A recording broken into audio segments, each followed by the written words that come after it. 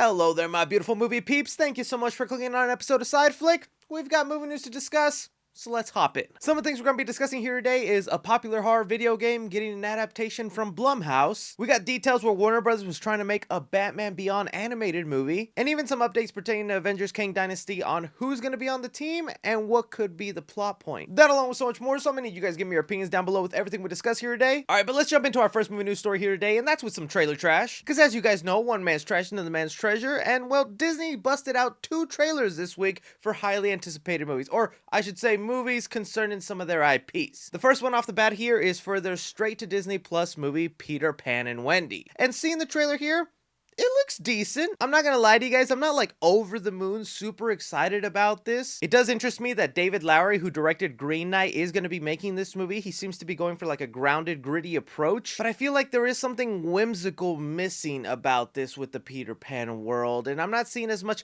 color and vibrancy as I would have liked. Still, that's not really all gonna matter. I'm just hoping the movie can actually pull it off, because I saw what they did with their Pinocchio movie, and I was extremely disappointed by that. So I'm gonna be cautiously optimistic with this one, but like I said, I'm not going in with high hopes, and the point of a trailer is to make you go, wow, I want to see that, and I just didn't get that here, so I'm gonna have to give it trash. Not saying the movie will be trash, I'm just saying the trailer didn't really bump my excitement. It just let me know this movie's coming out soon. And well, another franchise that they want to try and get rebooted on here is the Haunted Mansion. A lot of people have been highly anticipating this movie, and we finally got the first trailer. I'm gonna tell you right now, one thing about it is it already looks better than the Eddie Murphy movie, okay? I know there might be a lot of fans of that Eddie Murphy one, but I remember watching that as a kid, and I just could not get into it. But I am liking the look of the ghosts in here, the kind of twisted angles that they're throwing on Danny DeVito, Lakeith Stanfield. They even threw in the rising wall that happens during the ride. That was a nice little touch. But coming from someone who doesn't hold a lot of nostalgia towards that Haunted Mansion ride or even the old movie, this did make me curious to go check it out. So I will give this trailer a treasure. Let me know what you guys thought about these 2 latest Disney trailers and whether you're interested or disinterested. Jumping into another movie news story here today that we had in the week is we finally got our casting for the new Hellboy. You guys might have been seeing for the past couple of weeks, it's been announced that they are going to make another rebooted Hellboy movie that is going to be separate from the Ron Perlman movies and the David Harbour movie. To me, it feels way too soon to reboot Hellboy again, but if you got a great idea, show it to me. And well, now we know who our new Hellboy is going to be. We have here Jack Kesey cast as our new Hellboy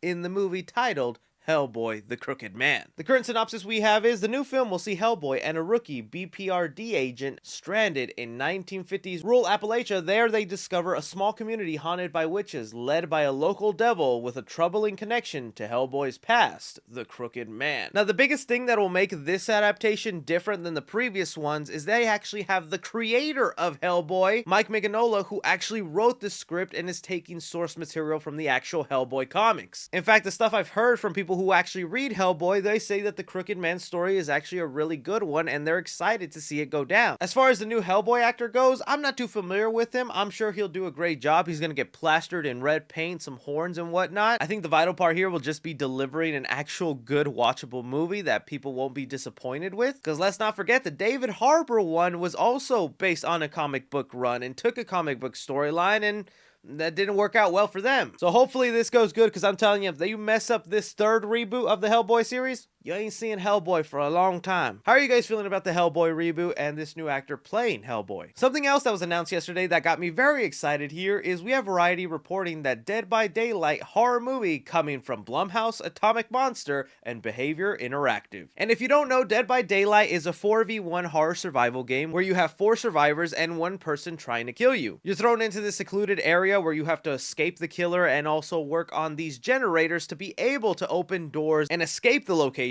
It's also really popular amongst horror fans, not only because they have such unique original serial killers with their own backstories and set of powers, they're also sometimes able to throw in characters from movies and TV shows like Demogorgons, Freddy Krueger, Ghostface, Michael Myers, Leatherface, all around just making it a fun little game here, and now they're actually wanting to turn this game into a movie. As far as my thoughts go on this, yeah, I think Blumhouse are the perfect people to do this. You know, you can trash on Blumhouse as much as you want because it's no secret they have put out some stinkers. But also when it comes down to it, Blumhouse to me always feels like horror fans making horror movies, and they do make good ones from time to time. And to see a game like Dead by Daylight that is all really taking inspiration from serial killers and that trope of going against a group of survivors, I feel like there is definitely something there to be turned into a movie. Just not sure what. Sure, anybody who's played the game is kind of going in their minds, how would this movie even work? You have 4 people randomly put into this isolated location. Do you bring in the lore about the entity? Also, how many killers do you even bring in here? Anybody hoping that they'll bust out Freddy Krueger, Leatherface, and a Demogorgon in a movie? Don't think that's gonna happen. They're most definitely gonna use some of their original created horror characters for this movie, which I think is the smart way to go. But they have so many, I don't know which ones they choose. I would say they'd pick at least 4 and then bump up the survivor group to like 10 people. Still, this has the potential to be really great. This is where I throw it off to you guys. You hear Dead by Daylight is getting the movie adaptation from Blumhouse and James Wan. Does that make you excited? Something else I want to discuss here today is we had Jeff Snyder, a journalist in the industry who has a reliable track record, decided to get on a podcast and mention a lot of things that he's recently heard around the movie space. Starting off here, he let us know that Warner Brothers, before James Gunn and Peter Safran got a hold of the DC name, they were hard at work with an animated Batman Beyond movie that was going to be Warner Brothers' reply to Spider-Man Into the Spider-Verse. In fact, the script was already written by Dan Casey, who also did Fast and Furious 9. Don't know if that really excited me. And well, the project was put on hold when James Gunn and Peter Safran took over power. Now, James Gunn and Peter Safran could still want this thing to happen. James Gunn mentioned that he is also wanting to make animated movies for the DC universe, and that even animated people could cross over into live action using those same voice actors as the actual actors. Still, I'm not sure if that's what's going to be going down here, but the fact that it was on Warner Brothers' plan, I'm hoping James Gunn takes up that chance and actually makes this movie happen. Maybe it being animated would have been the smart way to go with it, but I just really want this live action, man. I feel like you had the perfect opportunity with Michael Keaton wanting to come back, setting it in a futuristic version of the Tim Burton universe, which is already the inspiration for the actual animated series. You had the perfect setup there, but now we'll have to wait and see. If we get it animated, I'm not gonna budge but as of right now, we just don't know if it's happening. I hope it does though, because big Batman Beyond fan, and I think this project could work so well. Bringing us to our next story here that I thought honestly was something that was never going to happen. Deadline is now reporting that Legendary taps Jonathan Crystal to direct Pokemon Detective Pikachu sequel. Now, other than that, we don't have any other details about what we can expect to see in Detective Pikachu 2, but the reason I thought this would never happen is because Pokemon has moved to Netflix. You guys might have seen over the past months or even years, Netflix have plans for their own live action shows and movies. So to me, it seemed pretty clear that Warner Brothers lost out on the licensing. They weren't happy with Detective Pikachu 2 because Warner Brothers does see it as sort of a failure. It was one of the highest grossing video game movies of all time, but it didn't make the numbers they were hoping for. And that's why we never saw a sequel right away. But it's kind of nice to know, no, Netflix is going to do still their own live action stuff with movies and TV shows, and Warner Brothers is still allowed to make a sequel to Detective Pikachu.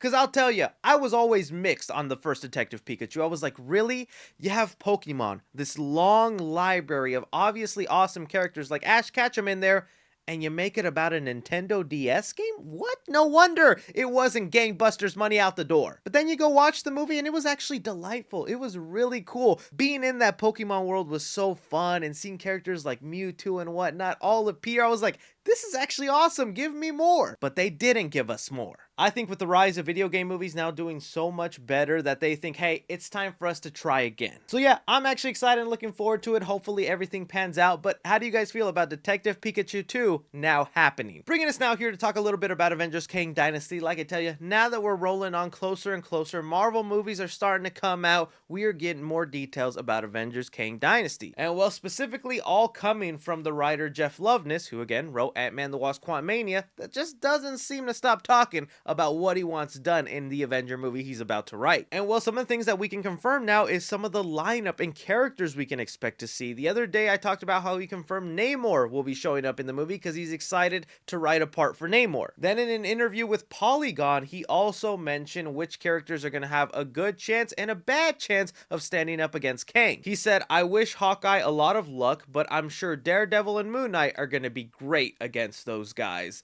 Those guys meaning all the Kang variants. audience. That is kind of a surprise to me because I've been mentioning I don't know if I see Moon Knight joining the Avengers yet, and I definitely didn't see Daredevil also joining up in there. Not because I don't think they're Avengers material, but just because I see them as so street level isolated characters. It's kind of hard for me to picture them now standing next to Thor and like Doctor Strange. Then in another interview talking about his excitement for Avengers Kang Dynasty, Jeff Loveness had this to say: "We have this really good crop of performers, Florence Pugh and Jonathan Majors and Letitia Wright. Everyone's gonna get their chance to shine. Also now confirming our new Black Widow, Yelena, and our new Black Panther, Shuri, will also be making appearances in Avengers Kang Dynasty." It's starting to get to that point where you're going like, dang, then who's not gonna be in this movie? Well, Jeff Loveness also answers that question for us. In an interview, he did mention that the Fantastic Four and X-Men will not be part of Avengers Kang Dynasty. So really, we shouldn't expect any surprise cameos from X-Men characters and even the Fantastic Four to make any sort of appearances here. So now knowing the people he's confirmed and legacy characters that for sure have to make an appearance in this Avenger movie, it is looking stacked and very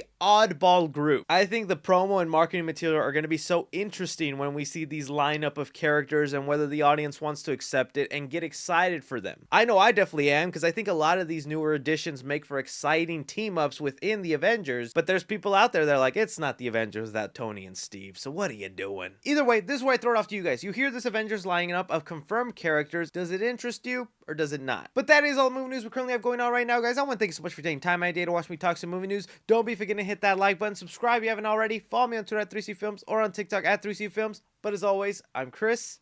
Take care.